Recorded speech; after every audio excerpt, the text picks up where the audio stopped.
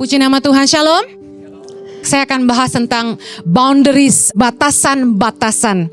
Dalam hidup ini kita mesti ngerti yang namanya batasan-batasan. Katakan batasan. Ada batasan dalam makan. Yang gak ngerti batasan dalam makan akan jadi kebablasan. Harus ngerti batasan dalam hubungan. Harus ngerti batasan dalam pekerjaan. Dan Anda harus tahu bahwa you have the full control over the boundaries in your life. Anda punya kontrol untuk batasan-batasan yang Anda mau bangun dalam hidup Anda. Bagaimana orang memperlakukan kamu tergantung dari batasan yang kamu bangun di hidupmu. Cara orang memperlakukan kamu adalah seizin kamu. Katakan sama-sama saya, cara orang memperlakukan saya adalah seizin saya. Jadi Anda mesti ngerti batasan. Saya akan bahas yang pertama. Kita selalu menyalahkan orang lain ketika kita menjadi marah, sakit hati, kecewa, kepahitan. Betul? Bahkan ada orang Kristen yang sampai gak mau ke gereja lagi. Gak ada Tuhan-Tuhanan lagi, gak ada gereja-gereja lagi. Kenapa? Kalau ditanya ujungnya, mereka pernah sakit hati sama orang Kristen. Mereka pernah sakit hati sama gereja, sama pendeta. Lalu menentukan keputusan, udah gak mau gereja lagi, gak mau Tuhan-Tuhanan lagi. Dan kita nyalain orang lain. Padahal, bagaimana orang memperlakukan kamu adalah seizin kamu. Kalau orang bisa bikin Anda marah, kecewa, sakit hati, kepahitan, saya kasih tahu, itu seizin Anda. Gak ada orang dalam hidup ini yang gak mungkin gak pernah bikin kita marah. Mustahil. Gak mungkin gak ada orang yang melukai kita. Tiap hari ada aja yang pasti nyakitin kita. Betul gak? Pegawai, pasangan, anak. Kita gak mungkin luput dari gini. Marah, kecewa, sakit hati. Tapi kita tidak boleh mengizinkan kekecewaan, kemarahan, dan kepahitan bersarang di hati kita. Anda tidak boleh izinkan. Orang bisa bikin Anda marah, tapi Anda tidak boleh mengizinkan kemarahan tinggal di hati Anda. Efesus 4 ayat 26 berkata gini, apabila kamu menjadi marah, janganlah kamu berbuat dosa. Janganlah matahari terbenam sebelum padam amarahmu, dan janganlah beri kesempatan kepada iblis. Siapa yang harus menjaga hati supaya jangan sampai kasih kesempatan sama iblis? Katakan saya. Boleh gak marah? Firman Tuhan bilang, apabila kamu menjadi marah, mustahil kita gak marah kalau orang bikin kita marah. Tetapi jangan berbuat dosa. Jangan kasih kesempatan pada iblis. Gimana caranya? Jangan sampai matahari terbenam sebelum padam amarahmu. Artinya gini, kalau kamu marah, jangan lama-lama. Katakan kanan kirimu, kalau marah jangan lama-lama. Karena gini, tidak mungkin tidak ada orang yang gak pernah marah. Gak mungkin. Awal saya pernah dengar ada suami yang gak pernah marah. I salute you. Seriously. Tapi hampir gak mungkin orang tuh gak bisa marah. Tuhan aja bisa marah. Dan kita diciptakan menurut gambar dan rupa Allah. Kita bisa marah. Amin. Tapi kalau marah tuh jangan lama-lama. Kemarahan jangan disimpan. Katakan sama-sama, kemarahan jangan disimpan. Kenapa Tuhan gak mau kita nyimpan kemarahan? Karena Mazmur 37 ayat 8 berkata, berhentilah marah dan tinggalkanlah panas hati. Jangan marah, sama-sama. Itu hanya membawa kepada kejahatan. Orang kalau nyimpan kemarahan, hatinya penuh kejahatan. Gak mungkin Anda mulai merekayasa pembalasan. Ingat kisah Kain dan Habel? Waktu Kain iri hati, persembahannya gak diterima Tuhan, hatinya menjadi panas. Dan Tuhan bilang sama dia, kenapa kamu marah? Tidakkah kamu akan berseri-seri kalau kamu berbuat baik? Hati-hati, dosa sudah mengintip di muka pintu. Tapi Kain gak mau dengar. Dia tetap marah, lalu dia bunuh adiknya. Orang kalau udah marah pasti mengarah kepada kejahatan. Amen. Kakak-kakak Yusuf iri hati sama Yusuf. Lalu gak lama mereka mulai merancangkan pembunuhan buat Yusuf. Kalau Anda menyimpan kemarahan, kalau Anda menyimpan sakit hati, Anda menyimpan kebencian dan kepahitan, Anda sedang mengizinkan orang untuk mengotori hatimu sendiri. Kalau kamu ndak izinkan, kamu ndak anggap omongan orang. Efesus 4 ayat 31 berkata, sama-sama kita baca, segala kepahitan, kegeraman, kemarahan, pertikaian, dan fitnah hendaklah dibuang dari antara kamu. Demikian pula segala kejahatan. Bahkan Yesus berkata dalam Markus 11 ayat 25, dan jika kamu berdiri untuk berdoa, apa yang kita lakukan? Ampunilah dahulu sekiranya ada barang sesuatu dalam hatimu terhadap seseorang, supaya juga Bapamu yang di sorga mengampuni kesalahan-kesalahanmu. Saya kasih tahu, hati kita ini sangat berharga. Katakan, hati saya sangat berharga. Jangan diisi dengan sampah. 3, 2, 1. Segala kemarahan, kebencian, kepahitan, dendam adalah sampah. Harus dibuang, hendaklah dibuang dari antara kamu, kata firman Tuhan. Kita kalau menghadap Tuhan dengan hati yang penuh kemarahan, diterima enggak persembahan kita? Tuhan bilang ampuni dulu sebelum kamu membawa korban persembahan. Kalau kita mau diampuni Tuhan, kita juga harus mengampuni orang lain. Jangan biarkan perbuatan jahat orang lain membuat Anda tidak menjaga hati Anda. Karena hati Anda sangat berharga. Jangan izinkan kebencian tinggal di hatimu. Jangan izinkan kemarahan. Anda rugi, mereka tertawa, Anda menderita. Mother Teresa berkata gini, don't treat people as bad as they are. Treat them as good as you are. Waktu saya baca ini tuh saya sangat terberkati gitu.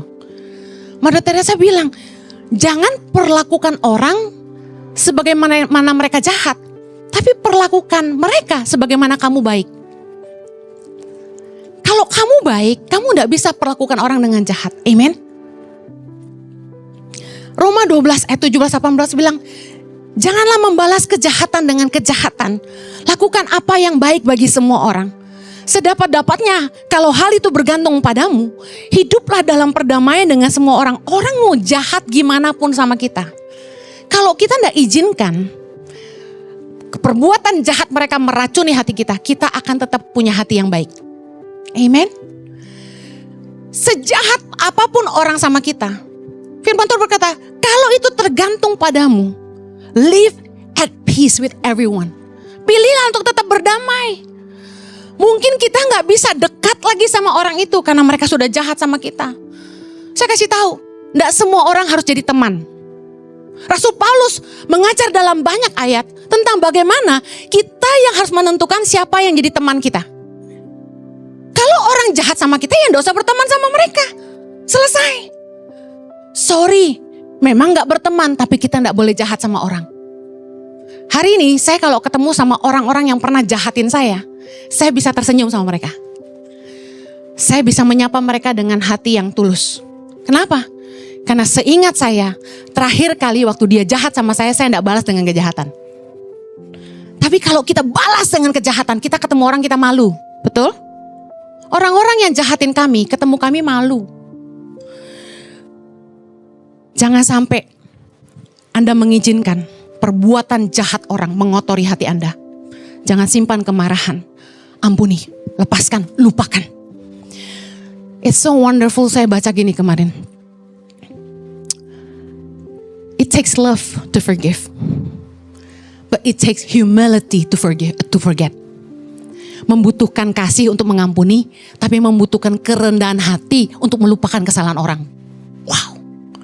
Untuk bisa ngampuni orang tuh kita butuh kasih. Amin.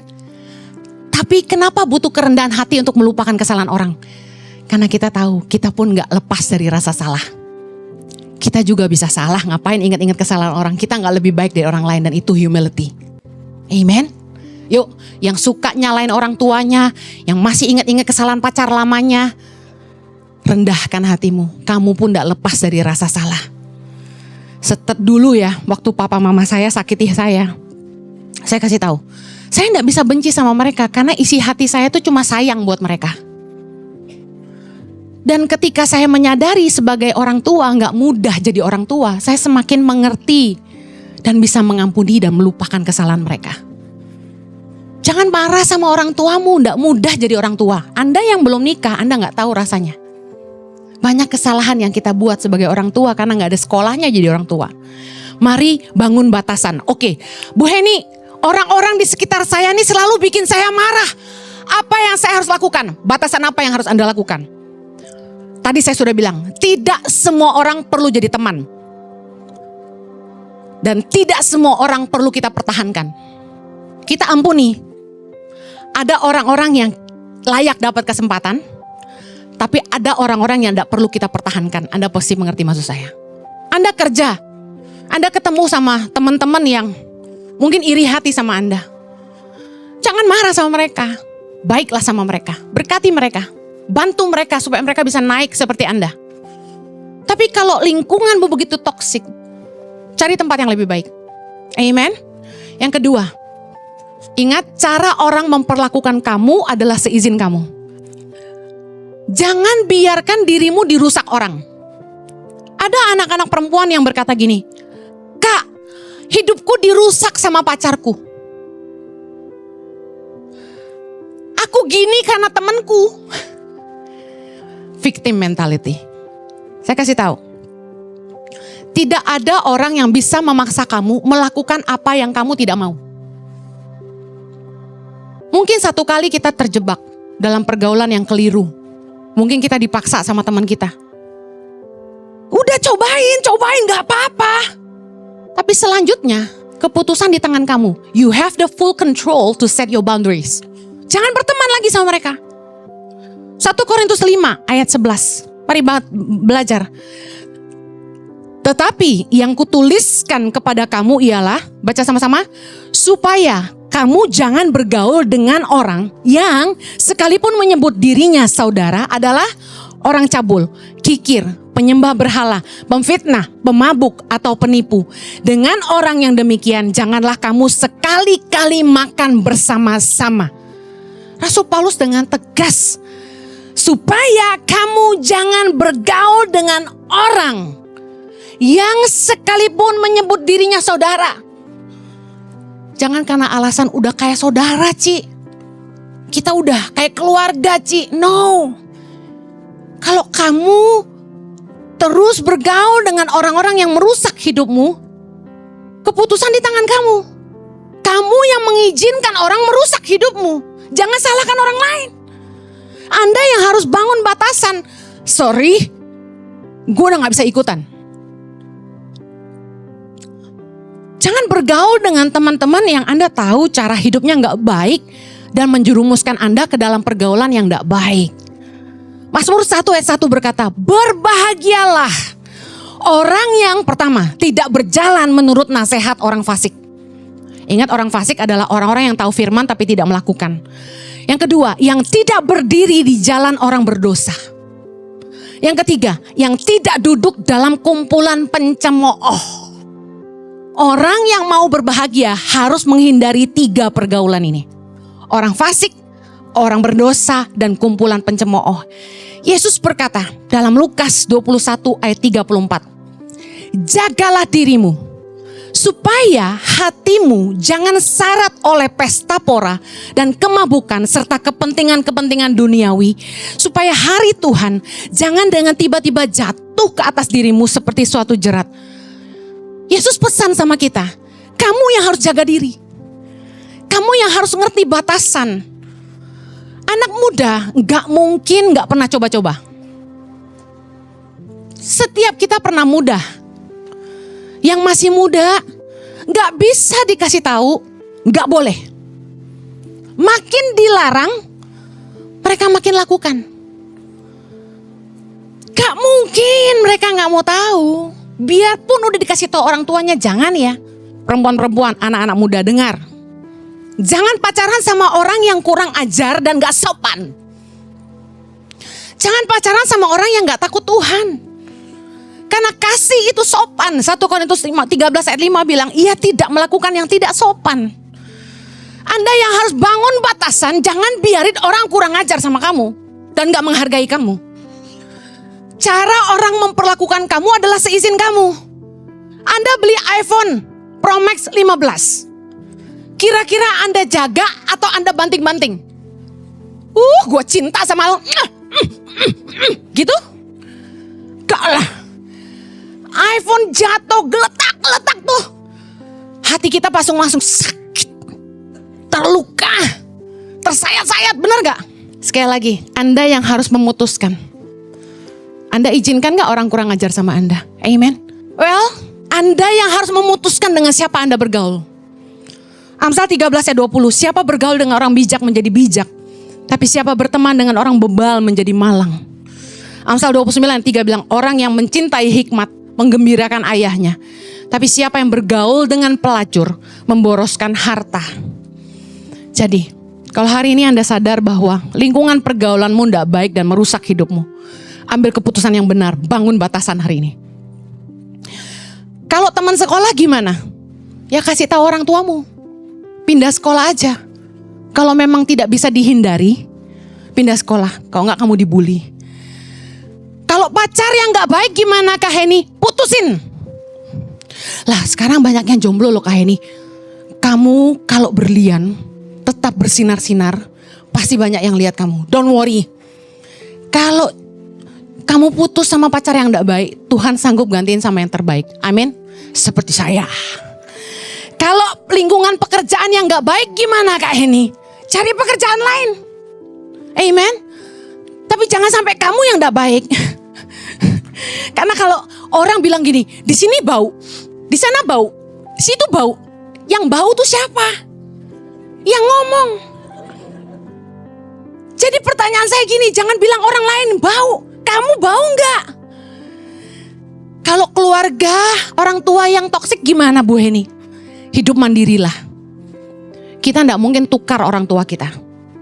Tapi kalau Anda bisa bekerja, mulai cicil apartemen, hidup mandiri, beli yang 2 kamar, 1 kamar disewain. Hidup mandiri, jadi berkat buat orang tua. Jadi orang tua tuh enggak banyak bicara. Amen. Yang terakhir, cara orang memperlakukan kamu adalah seizin kamu. Anda bilang gini, hidup saya dimanfaatkan. Banyak nih yang komen di IG bilang gitu. Yudas 1 ayat 12, kita baca sama-sama. Mereka inilah noda dalam perjamuan kasih-Mu, di mana mereka tidak malu-malu melahap dan hanya mementingkan dirinya sendiri. Mereka bagaikan awan yang tak berair, yang berlalu ditiup angin. Mereka bagaikan pohon-pohon yang dalam musim gugur tidak menghasilkan buah. Pohon-pohon yang terbantun dengan akar-akarnya dan yang mati sama sekali. Ayat 16. Mereka itu orang-orang yang menggerutu dan mengeluh tentang nasibnya. Hidup menuruti hawa nafsunya. Tetapi mulut mereka mengeluarkan perkataan-perkataan yang bukan-bukan. Dan mereka menjilat orang untuk mendapat keuntungan. Well, ada orang-orang tuh yang baik sama kita karena ada maunya. Ada orang-orang yang hanya memanfaatkan kebaikan kita untuk keuntungan diri mereka sendiri. Saya kasihan sama orang-orang yang dermawan. Karena memang orang dermawan itu banyak teman. Tetapi sedikit yang tulus, kebanyakan bulus. Amsal 19 ayat 6 berkata, banyak orang yang mengambil hati orang dermawan, tapi setiap orang bersahabat dengan si pemberi. Kalau kita tuh royal, temennya pasti banyak. Yang suka neraktir pasti pengikutnya banyak. Tapi apakah semua orang itu tulus sama kamu? Amsal 26 ayat 24 berkata gini, si pembenci berpura-pura dengan bibirnya, tapi dalam hati dikandungnya tipu daya. Well, jangan biarin orang menipu Anda. Saya pernah nulis gini di Instagram suatu hari. Berbahagialah kalau Anda dimanfaatkan. Itu artinya Anda bermanfaat. Naif ya. Tapi saya tulis juga, tapi kebaikan bukan kebodohan. Sebenarnya kita menghibur diri sendiri kan. Gak apa-apa gue dimanfaatin artinya gue bermanfaat. Tapi dengar baik, kebaikan bukanlah kebodohan. Jangan bergaul dengan orang-orang yang cuma memanfaatkan kita tapi gak peduli sama hidup kita. Kebanyakan orang itu hanya peduli sama Anda selama Anda menguntungkan dia. Tapi gak semua orang akan tetap peduli sama Anda meskipun Anda tidak menguntungkan dia. Contoh. Ada atasan-atasan yang hanya mencari keuntungan tapi tidak memperhatikan kesejahteraan karyawan. Nah, saya mau garis bawahi gini, baik atasan maupun bawahan harus ngerti aturan dan batasan, kewajiban dan hak masing-masing. Sebenarnya ikut aja aturan. Dalam Kolose 3 ayat 22 sampai 24 itu ayat buat bawahan. Hai hamba-hamba dikatakan. Nah, segala macam ini untuk pegawai. Tapi di Kolose 4 ayat 1 buat atasan cuma ada satu ayat. Hai tuan-tuan, berlakulah adil dan jujur terhadap hambamu. Ingatlah kamu juga mempunyai Tuhan di sorga. Masing-masing ada bagian. Seperti firman Tuhan berkata kepada istri-istri, selalu berkata juga sama suami-suami. Masing-masing punya hak dan kewajiban. Ada batasan-batasan. Nah, saya mau bagikan sedikit pewahyuan yang saya dapat. Yang pertama, Tuhan itu mendesain manusia untuk bekerja hanya 6 hari dalam seminggu. Kok gak ada yang bilang amin? Ulangan 5 ayat 13. 6 hari lamanya engkau akan bekerja dan melakukan segala pekerjaanmu. Ayat 14. Tetapi hari ke-7 adalah hari Sabat Tuhan Allahmu, dan jangan kamu melakukan suatu pekerjaan, engkau atau anakmu laki-laki, anakmu perempuan, hambamu laki-laki atau hambamu perempuan, dan bla bla bla. Perhatikan, Tuhan desain manusia itu kerja cuma 6 hari seminggu. Kejadian 2 ayat yang kedua. Ketika Allah pada hari ke-7 telah menyelesaikan pekerjaan yang dibuatnya itu, berhentilah ia pada hari ke-7 dari segala pekerjaan yang telah dibuatnya itu. Lalu Allah memberkati hari ke-7 itu dan menguduskannya, karena pada hari itulah ia berhenti dari segala pekerjaan penciptaan yang telah dibuatnya itu. Tuhan aja kerja cuma 6 hari. 1 hari dalam seminggu, Anda dan karyawan Anda harus beristirahat dan menggunakan hari itu untuk Tuhan dan untuk keluarga. Amen. Makanya kalau kita lihat bangsa Yahudi, biasanya mereka merayakan Sabat itu makan-makan sama keluarganya, sama teman-teman handai taulan. Mereka enjoy the day. They drink and eat. Nah, fakta kedua, Tuhan itu menciptakan siang dan malam. Tuhan menciptakan terang supaya kita bisa bekerja. Dan malam gelap supaya kita bisa beristirahat. Siapa di sini yang kalau tidur harus gelap? Angkat tangan. Bukankah luar biasa? Tuhan ciptakan malam itu gelap supaya kita bisa beristirahat. Bahkan Tuhan menciptakan musim kemarau dan musim hujan. Supaya ketika musim hujan orang menanam, musim kemarau orang menuai. Orang mulai istirahat, menikmati hasil tanamnya. Mazmur 74 ayat 16 kita baca sama-sama. Punyamulah siang, punyamulah juga malam. Engkaulah yang menaruh benda penerang dan matahari. Engkaulah yang menetapkan segala batas bumi. Musim kemarau dan musim hujan, engkaulah yang membuatnya. Perhatikan orang yang melawan hukum alam yang Tuhan buat. Hidupnya pasti tidak seimbang, kesehatannya pasti terganggu. Kenapa begitu? Karena Tuhanlah yang desain tubuh kita. Tuhan tahu tubuh kita butuh istirahat. Tuhan tahu jiwa kita butuh istirahat. Pada saat kita tidur, luar biasa Tuhan desain cara kerja organ tubuh kita adalah gini. Di malam hari ketika kita istirahat, mulai menghasilkan energi dan memperbaiki jaringan-jaringan tubuh yang rusak. Waktu saya konsultasi sama dokter gizi yang merawat kami, kan saya lagi di endorse sama Dermaster, dia bilang gini, pada saat kita tidur itulah hasil kita olahraga siang itu mulai membakar lemak-lemak di tubuh di malam hari. Makanya kalau Anda tidur tidak cukup, Anda obesitas meskipun Anda olahraga, Anda tidak kurus-kurus. Waktu tidur yang cukup untuk orang dewasa itu 7-9 jam. Kurang dari itu Anda umur pendek, lebih dari itu Anda jadi hoflok katanya. Katanya loh, bukan saya yang ngomong. Anak-anak waktu tidurnya itu 10-13 jam. Anak-anak tuh perlu tidur karena di waktu dia tidur, di situ mulai pertumbuhan terjadi. Nah, efek begadang itu buruk buat kesehatan. Selain Anda mudah ngantuk, kelelahan, Anda juga bisa kena resiko penyakit diabetes, obesitas, darah tinggi, dan penyakit jantung. Nah, mari kita lihat apa kata Alo Dokter tentang dampak buruk orang begadang. Secara cepat, yang pertama, peningkatan berat badan. Udah pasti, obesitas. Karena biasanya kalau nggak tidur kita lapar. Ada amin? Yang kedua, dampak buruk begadang itu penuaan dini. Ayo, ibu-ibu yang mau awet muda, jangan suka begadang. Kulit jadi kering, mulai keriput, lalu suka jerawatan. Yang ketiga, orang yang suka begadang itu mudah lupa, error otaknya. Yang keempat, penurunan fungsi otak.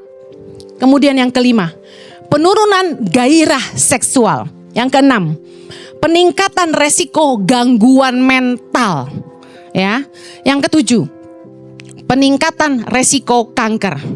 8, penurunan sistem imunitas. Banyak sekali dampak buruk dari orang yang kurang tidur.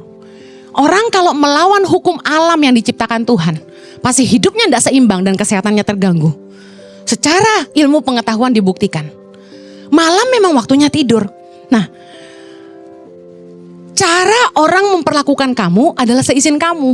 Kalau Anda bekerja, jangan balas WA atau angkat telepon bosmu malam-malam.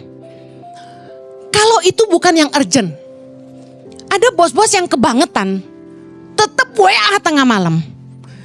Anda harus tahu bahwa tidak ada aturan selain Anda itu tenaga medis yang jaga malam, atau Anda adalah sapam yang jaga malam, Anda tuh perlu istirahat.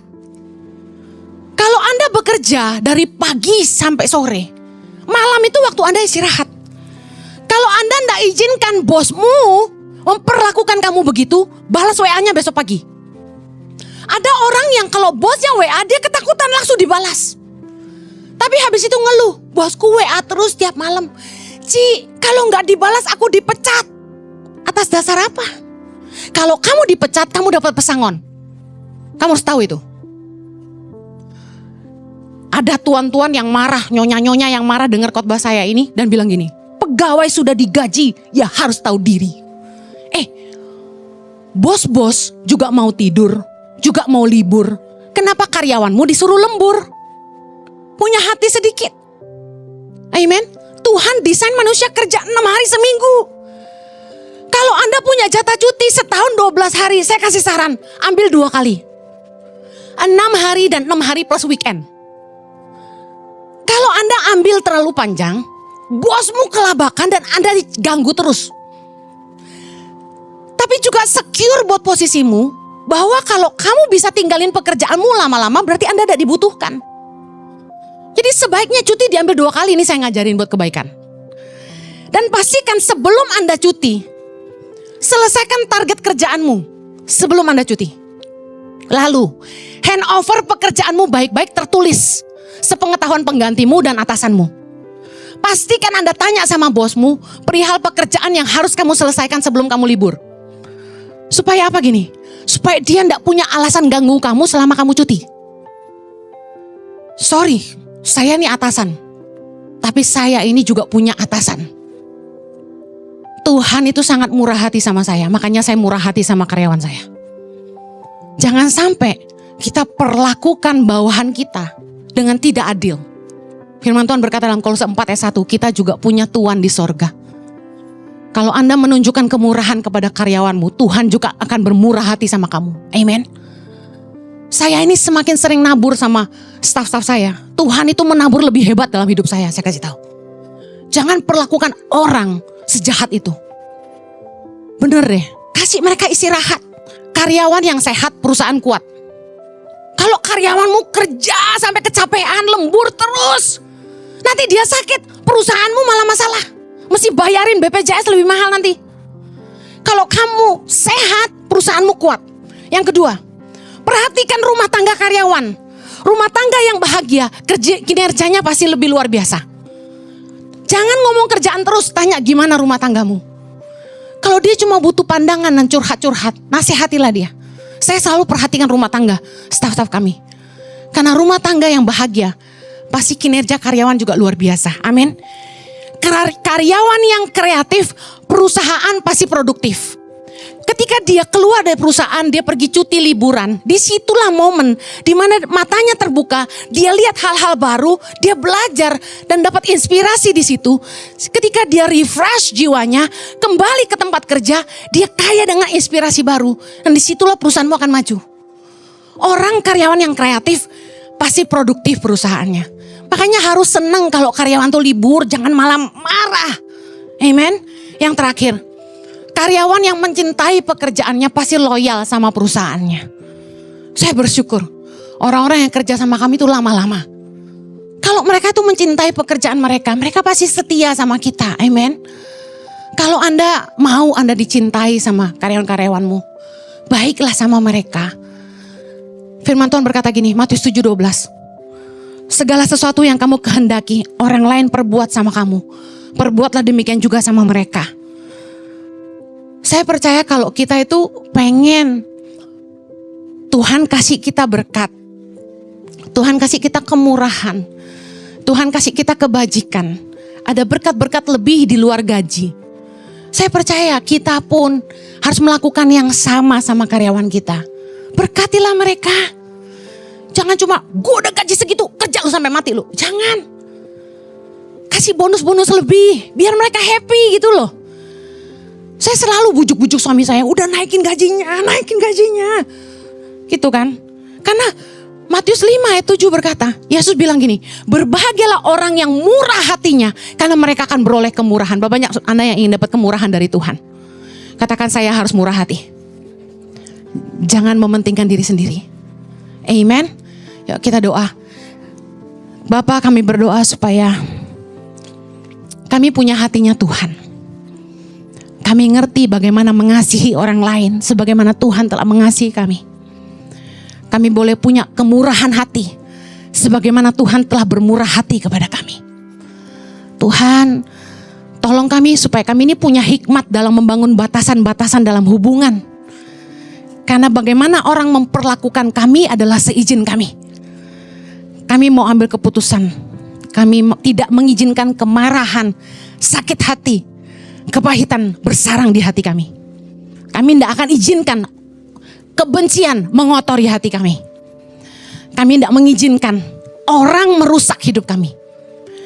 Berikan kami keberanian untuk keluar dari pergaulan yang buruk Tuhan. Berkata tidak pada pergaulan-pergaulan yang salah. Juga Tuhan tolong supaya kami punya hikmat dan wibawa ilahi. Untuk menaruh batasan-batasan bagaimana kami harus diperlakukan di dalam pekerjaan. Terima kasih. Tuhan, hamba-Mu berdoa. Berkati setiap pengusaha-pengusaha di tempat ini. Diberi hatinya Tuhan. Diberi hikmatnya Tuhan. Bagaimana mereka mengelola perusahaan dan memperlakukan karyawan dengan baik. Juga berkati setiap karyawan-karyawan di tempat ini. Supaya mereka punya spirit of excellence. Selalu memberikan yang terbaik. Selalu cakap dalam pekerjaan mereka. Hamba-Mu percaya promosi datang dari Tuhan. Waktu mereka lakukan yang terbaik, Tuhanlah yang akan memberikan upah yang menjadi bagian mereka. Terima kasih Tuhan. Kami menyerahkan umat-Mu ke dalam tangan-Mu. Di dalam nama Yesus kami berdoa. Yang diberkati Tuhan, sama-sama katakan, Amen. I love you. God bless you. Take care. Happy Sunday.